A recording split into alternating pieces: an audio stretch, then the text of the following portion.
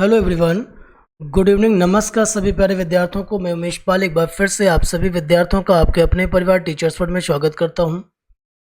उम्मीद है कि आप सभी स्वस्थ होंगे, मस्त होंगे। राधा रानी की कृपा सभी विद्यार्थियों पर बनी होगी।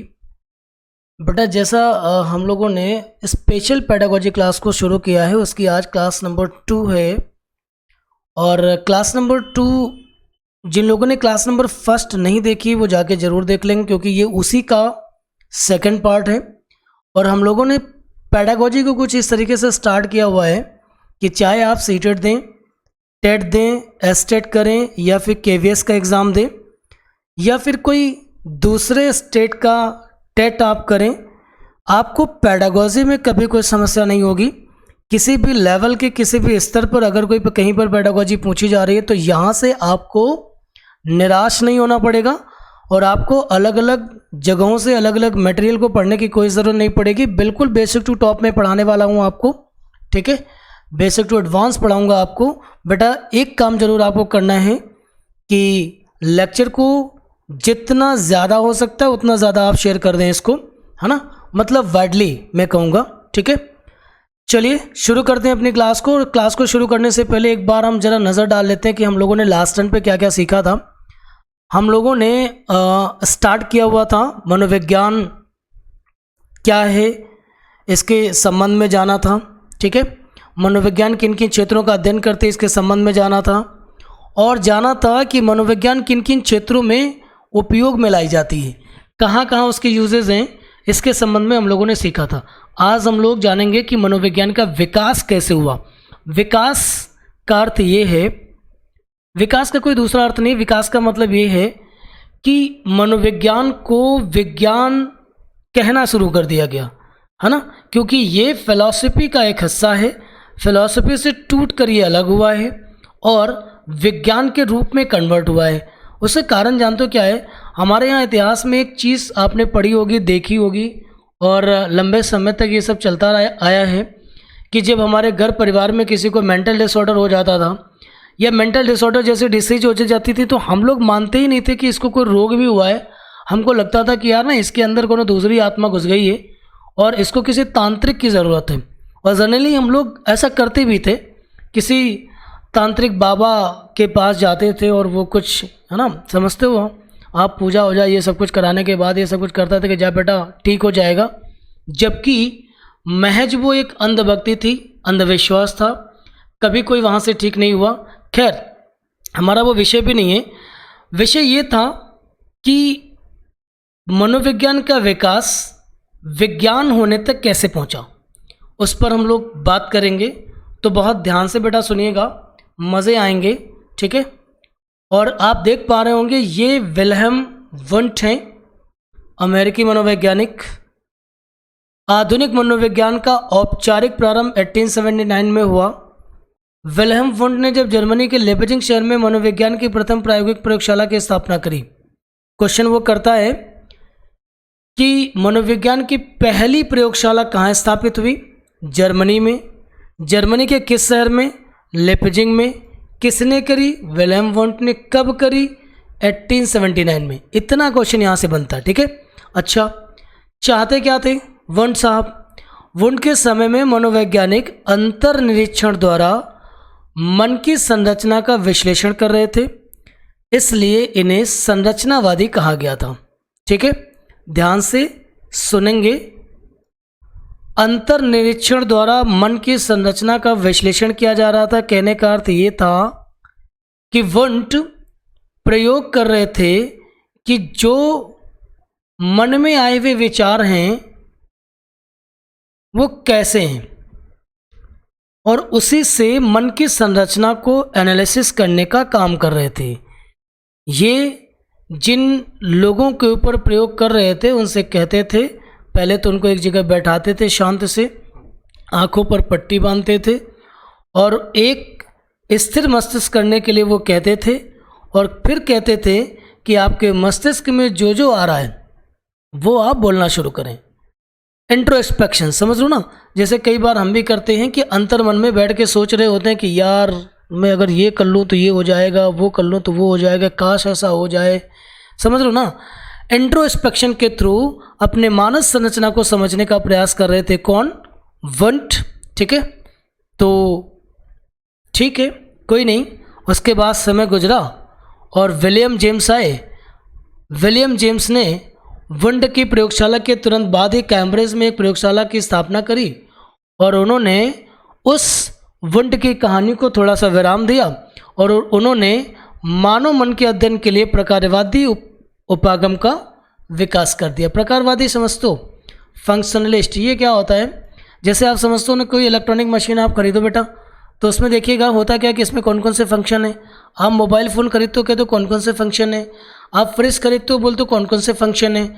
आप ईवी बाइक खरीदते हो बोलते हो कौन कौन से फंक्शन है। मतलब वह मशीन कौन कौन से क्षेत्र का काम कर सकती है, उसका बिहेवियर कैसा है और किस तरीके की वो कमांड लेगी। बात समझ आ रही ना?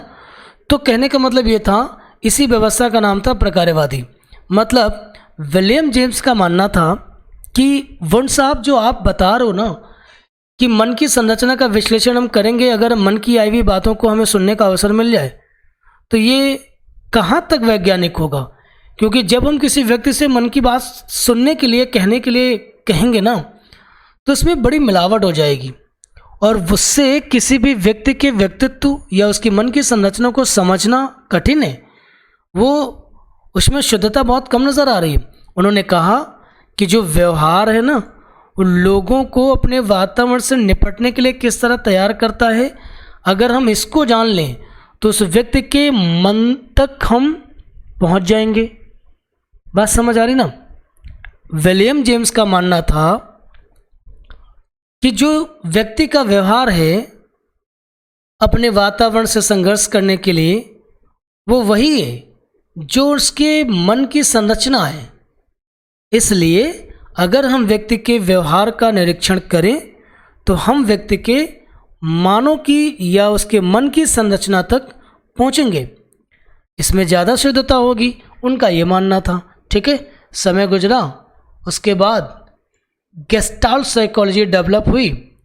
20वीं शताब्दी के आरंभ में जर्मनी में वुंट के संरचनावाद के खिलाफ एक विचारधारा नई विकसित हो गई, जिसे गेस्टाल्ट साइकोलॉजी के नाम से जाना गया और बहुत ज़बरदस्त कॉन्सेप्ट इन्होंने दिया। इनका मानना था कि जो डिमॉन्स्ट्रेटिव एक्सपीरियंस होगा वो परसेप्शन के अवयवों के समस्त योग से कैसा होगा? अधिक होगा। ठीक है, अतः प्रात्यक्षिक अनुभवों के संगठन को इन्होंने क्या माना था? महत्वपूर्ण। क्लियर?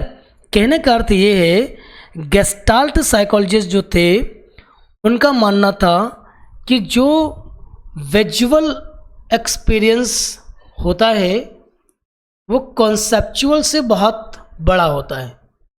कहने का अर्थ ये है, इस बात को मैं 2 एग्जाम्पल्स के थ्रू समझाऊंगा और उससे समझने की कोशिश कीजिए कितना बेहतरीन कॉन्सेप्ट ये बताना चाह रहे थे।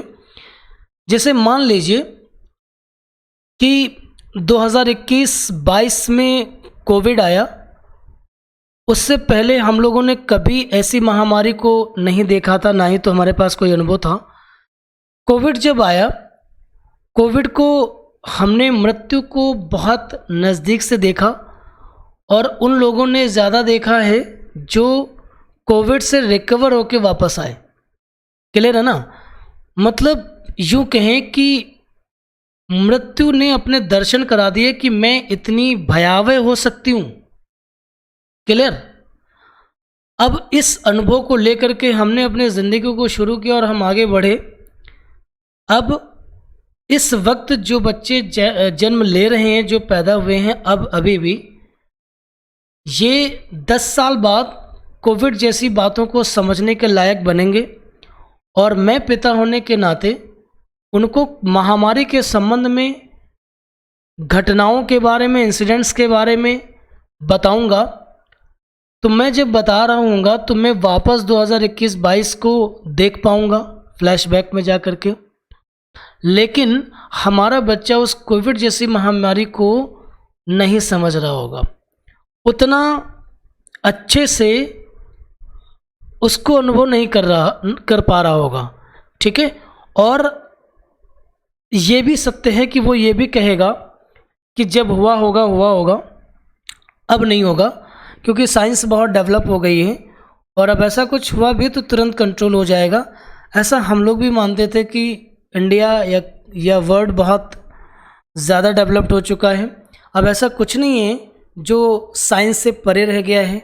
लेकिन देखो ना, कोविड में दुनिया की सारी टेक्नोलॉजी फेल होती दिखी, ठीक है, और उसे कंट्रोल करने में बहुत वक्त लग गया। कहने का मतलब ये है कि गेस्टाल्ट मानते थे कि जो प्रात्यक्षिक अनुभव होंगे वो प्रत्यक्षण के अवयवों के समस्त योग से अधिक होंगे, ठीक है। मैंने कहा था आपको कि मैं 2 एग्जाम्पल लूँगा, एक एग्जाम्पल और मैं बता रहा हूँ, उसको समझिएगा थोड़ा सा। मान लीजिए कि आप 2 दोस्त हैं और आप दोनों में से किसी एक की शादी होती है और शादी होने के बाद वो जब आपसे मिलता है तो आप प्रश्न करते हो कैसा रहा विवाह का अनुभव, ठीक है, मज़ा तो बहुत आया होगा ना। अब जो कुछ भी वो अपने विवाह को लेकर के उसने फील किया है, जो उसको एक्सपीरियंस हुए हैं, वो आपके साथ शेयर करेगा।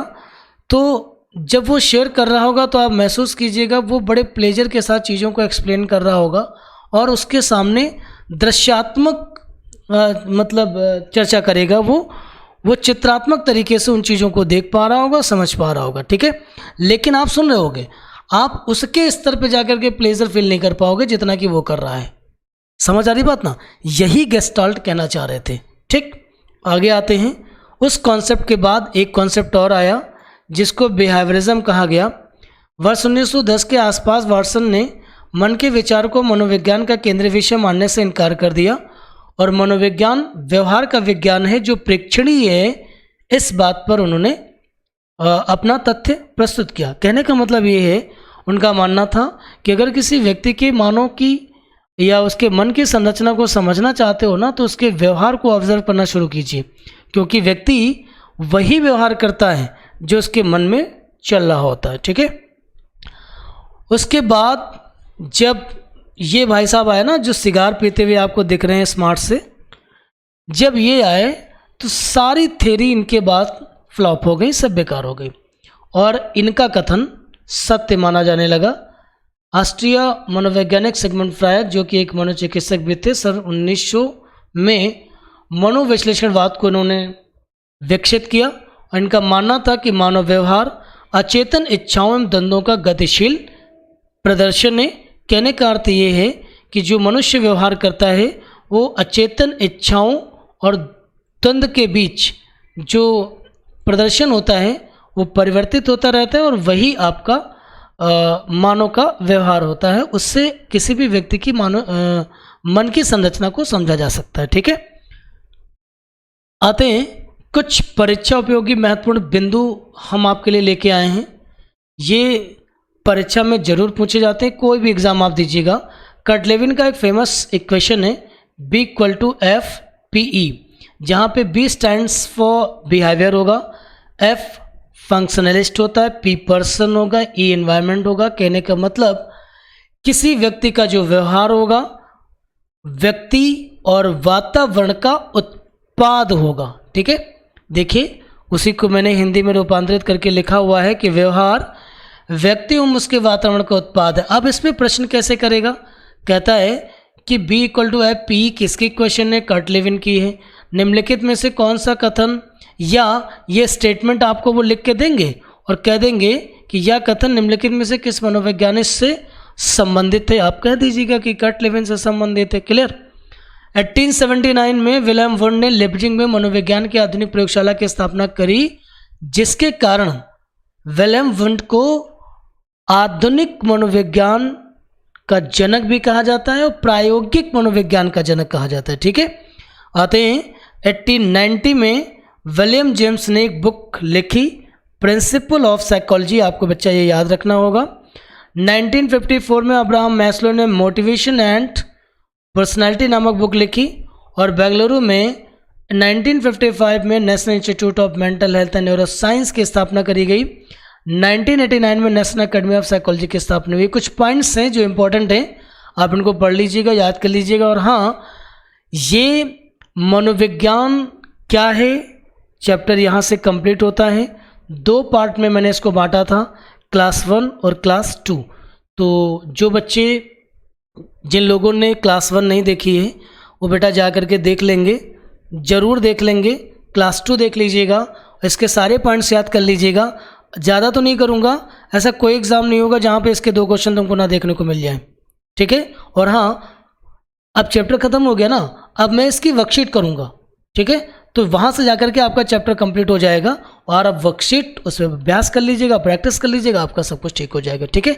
चलिए यहीं से क्लास को वाइंड अप करते हैं, मिलते हैं फिर कल। Thank you so much.